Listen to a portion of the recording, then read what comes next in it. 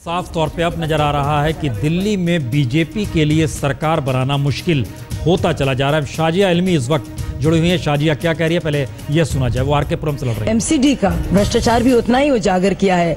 हमारे लिए हमारी लड़ाई इन दोनों पार्टियों से है। ये दोनों पार्टियां हमारे लिए एक है और दूसरी ये आर या पार की लड़ाई है। एक तरफ है कांग्रेस बीजेपी और एक तरफ है आम आदमी पार्टी। तो हम किसी भी हालत में, किसी भी सूरत हाल में दोनों पार्टियों के साथ समझौता नहीं करेंगे। बहुत महत्वपूर्ण है क्योंकि आम आदमी पार्टी किसी से समझौता करेगी नहीं और सत्ता की कुंजी इसमें कांग्रेस के हाथ में आ जाएगी, जो कि सबसे ज्यादा पिछड़ रही है।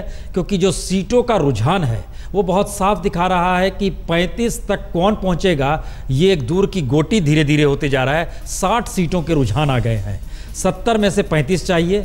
आगे की 10 सीटों का रुझान क्या 8 सीट बीजेपी ले जाएगी, जो नहीं लगता है।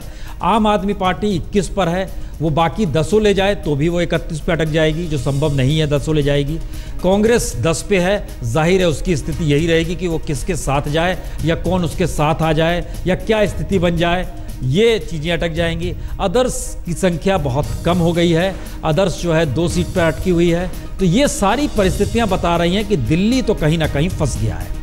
लेकिन दूसरी तरफ छत्तीसगढ़ कई मायनों में महत्वपूर्ण। एक तरफ इस बात का जिक्र बार बार हो रहा था कि वहां पर कांग्रेस का एक जो कैडर था, जो लीडरशिप थी, वह नक्सली हमले में मारी गई थी। और उसके बाद रमन सिंह का कहना था कि हमने तो कहा था कि दरअसल आप क्यों ऐसे वक्त में सफ़र करते हैं, क्यों उन रास्तों में खुद हेलीकॉप्टर से जाता हूँ, उन रास्तों पे रैली निकालने का शाम के वक्त में जाने की क्या ज़रूरत थी। लेकिन एक दूसरा हिस्सा भी है। दरअसल रमन सिंह की बात को दिल्ली में गृह मंत्रालय से सहमति मिलती रही। पी चिदम्बरम साहब अक्सर साथ खड़े रहे। प्रेमचंद जी, हम आपसे जरा कांग्रेस को लेकर प्रतिक्रिया चाहेंगे, क्योंकि ये बहुत चौंकाने वाली स्थिति इसलिए है क्योंकि छत्तीसगढ़ तो बहुत छोटा राज्य है। 90 सीट है, दोनों मार्जिन 1-1 सीट, 2-2 सीट का लगातार इससे पहले चलता भी आया है। लेकिन जो स्थिति दिल्ली में है, जो स्थिति मध्य प्रदेश में है, मध्य प्रदेश में दर्जन भर नेता जो कद्दावर नेता हैं, आधे दर्जन दिल्ली में ठसक रखते हैं। राजस्थान की जो स्थिति हो गई है, ये एक फेल्योर है कांग्रेस की पॉलिसी का, या आपको लगता है कि वहां पर नेताओं की ये फेल्योर है? स्थिति क्या लगती है? मेरे ख्याल से सभी राज्यों की अलग अलग समस्याएं हैं।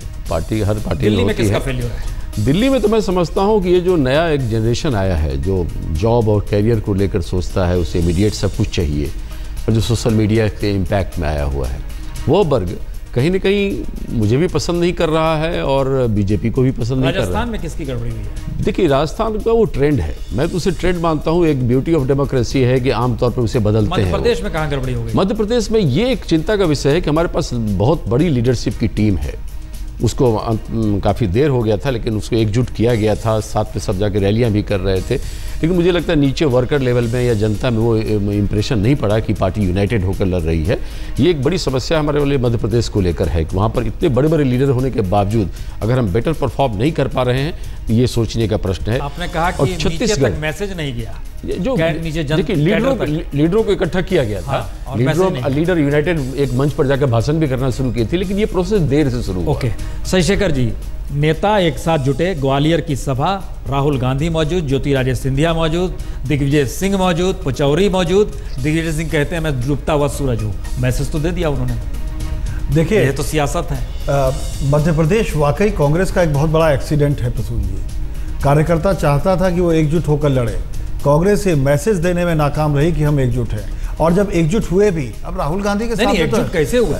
वही मैं कह रहा हूं। घटना खाली आपको बता दें, आप जवाब दे दीजिएगा। ग्वालियर की इस घटना के बाद भोपाल में ज्योतिरादित्य सिंधिया की प्रेस कॉन्फ्रेंस होती है और उनके समर्थक हो हल्ला करते हैं। दिग्विजय सिंह आते हैं और लौट जाना पड़ता है बाहर से बाहर। हम बोले टकराव की स्थिति है। ये मैं यही तो कह रहा हूँ, राहुल गांधी के सामने एकजुट हुए और वहां भी ये कहा गया बाल हट के आगे मुझे बोलना पड़ रहा है। तो ये परिवर्तन, ये जो द्वैत था, ये साफ साफ दिखाई पड़ रहा था। और यहीं से कार्यकर्ता की उदासी और भारतीय जनता पार्टी के लोगों का आत्मबल लौट कर आया। हम इससे उलट आपसे एक सवाल पूछते हैं। शर्मा जी, आप जुड़े हुए हमारे साथ?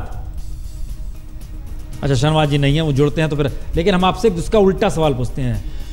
शिवराज सिंह चौहान का कद देखिए, उनकी राजनीति को समझिए, वो जिस तरीके से राजनीति कर रहे थे, आपको लगता है कि कांग्रेस के नेता एकजुट हो भी जाते तो भी जब लीडरशिप की लड़ाई आती शिवराज सिंह को मात कर सकते थे? मैं यही तो कह रहा हूं बहुत देर से। एक चेहरे को यहाँ पर लगाना था कांग्रेस को, चाहे वो ज्योतिरादित्य होते चाहे कोई और होते। वो चेहरा ये लगाने में नाकामयाब रहे, क्योंकि वहाँ पर एक सामने फेस था। आज अगर कोई कुछ भी कहे, राष्ट्र के स्तर पर मोदी और राहुल गांधी आमने सामने खड़े नजर आते हैं, फैसला कुछ भी हो। तो इसी तरह मध्य प्रदेश पे भी होना चाहिए था।